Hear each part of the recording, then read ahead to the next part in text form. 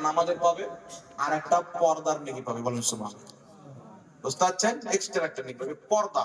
ইমাম সাহেব নামাজ পড়াচ্ছেন, কোন মহিলা বাড়িতে ইক্তেদা করেছেন মাইকের আওয়াজ শুনে, হবে না, হবে না। আপনি একা নামাজ পড়বেন, শরীয়ত আপনাকে অনুমতি দিয়েছে।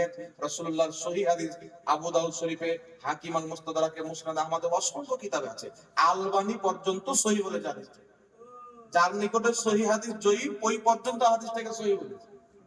যে মহিলারা বাড়ির ঘরের কোণাতে নামাজ পড়বে, সারা পৃথিবীতে নামাজ পড়ার চাইতে বেশি নাকি ভাবে। বলেন সুবহানাল্লাহ।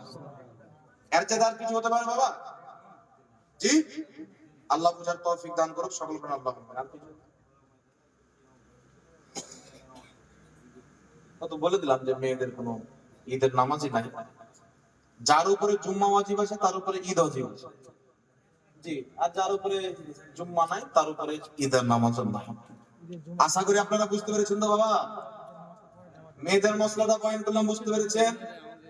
আচ্ছা বলেন তো, পুরুষ স্ত্রীর কথাতে চলে না স্ত্রী পুরুষের কথাতে চলে?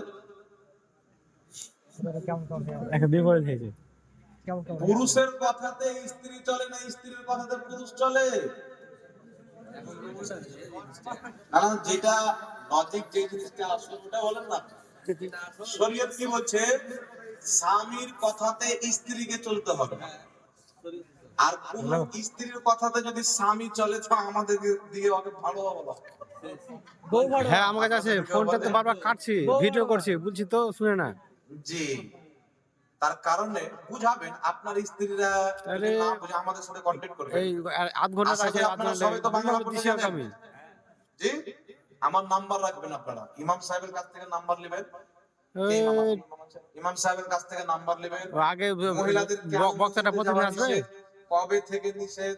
বাড়িতে নামাজ পড়লে কি রকম? বক্তাটা প্রতিদিন আসবে কি? মসজিদে নামাজ পড়ার যেতে বাড়িতে নামাজ পড়া 1000 গুণ বেশি নাকি? আর ফোনটা তো প্রতিদিন করা হবে। বুঝতে পারছেন কথা আমার? কত গুণ বেশি নাকি পাবে একমাত্র আল্লাহই জানে। তাহলে ওর মসজিদে যাওয়ার দরকার আছে? তো আমাদের নাম্বার নেবেন। হয়তো আপনি বলবেন হয়তো শুনবে না, আপনাকে হাদিস পাঠিয়ে দেবো, পড়াবে, পড়ো। বুঝতে পারছেন কথা আমার?